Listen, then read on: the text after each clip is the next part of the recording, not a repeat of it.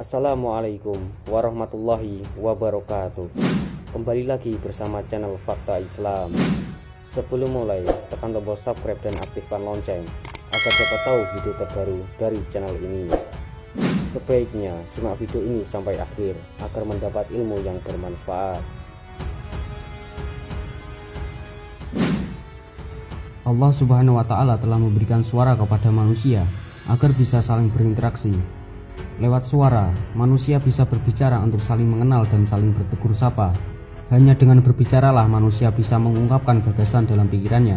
Namun perlu diperhatikan, di dalam Islam ada sebagian waktu yang dilarang untuk berbicara. Sedikitnya ada 3 waktu yang dimurkai oleh Allah Subhanahu wa Ta'ala jika bicara.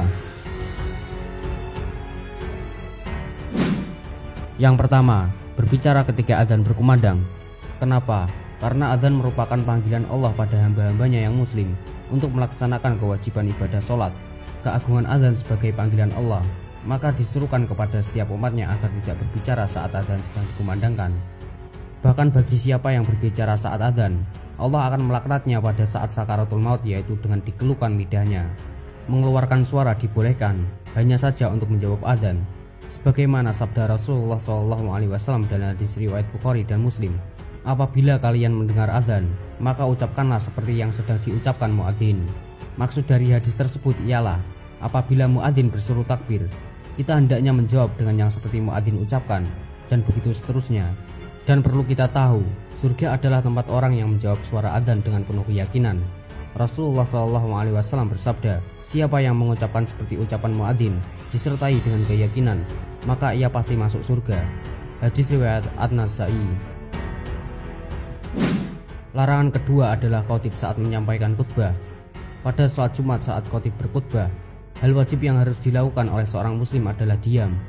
Meski jika ada orang lain yang berbicara, kita tidak boleh menegurnya, sebab ibadah Jumat kita akan menjadi sia-sia.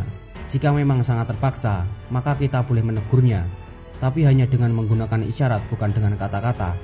Dan jika kita sampai mengeluarkan suara di luar yang dibolehkan pada saat khotib berkhutbah, maka ibadah kita akan menjadi sia-sia.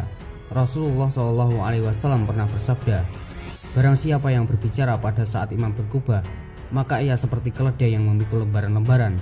Ibadahnya sia-sia, tidak ada manfaat. Siapa yang diperintahkan untuk diam lalu tidak diam, maka tidak ada Jumat baginya. Ibadah Jumatnya tidak sempurna. Hadis riwayat Ahmad. Rasulullah hanya menyuruh kepada semua umatnya untuk diam ketika mendengarkan khutbah. Barang siapa yang berwudu lalu memperbaiki wudunya, kemudian ia mendatangi sholat Jumat, kemudian pada saat khutbah ia hanya mendengarkan dan diam, maka dosanya antara Jumat sekarang dan Jumat sebelumnya ditambah 3 hari akan diampuni. Dan barang siapa yang bermain-main dengan tongkat, maka ia benar-benar melakukan hal yang batil. Hadis riwayat Muslim. Larangan ketiga adalah ketika seorang sedang buang air kecil. Dalam hal ini, Imam Asy-Syaukani dalam kitabnya Nail al-Autar Syarh Muntaqo al-Akbar mengatakan, menjawab salam ketika buang air kecil memang tidak boleh, apalagi berbicara. Bahkan Allah sangat murka apabila ada 2 orang buang air kecil bersama dan mereka tetap saling berbicara.